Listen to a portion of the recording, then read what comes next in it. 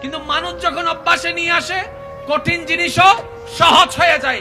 মনে রাখবেন, আপনি আমি ফ্যামিলির চেহারায় হাসি ফুটানোর জন্য অনেক কঠিনকে আপন করে নিতে রাজি আছি। সন্তানের মুখে হাসি ফুটানোর জন্য বাবারা অনেক কঠিনকে আপন করে নিতে রাজি আছি। আরে কোন বাবা তো এমনও আছে 12টা 1টার ওই রোদের মধ্যে, উত্তপ্ত রোদের মধ্যে রাস্তায় হাঁটছে, পায়ের মধ্যে জুতা পর্যন্ত নাই, মাথার উপর কোনো ছাতি নাই, করে যাচ্ছে। ও বাবা, শক্তি পাইলা কোথায়? বলে যে সন্তানের মুখের হাসিটা আমার শক্তি জুগাই দিয়েছে, আমার শক্তি জুগাই দিয়েছে। বলেন না সুবহানাল্লাহ।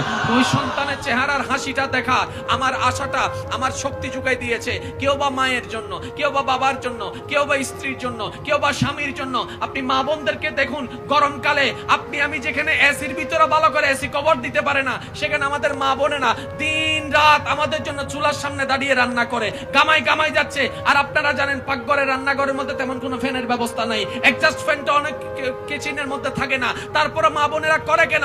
আমার বোনে বলে তোর ভাইকে, মানে আমার স্বামীকে খাওয়ানোর জন্য, ছেলেকে খাওয়ানোর জন্য, মা বাবাকে খাওয়ানোর জন্য। তাহলে মানুষ মানুষের জন্য অনেক কাজ করে নিতে পারে,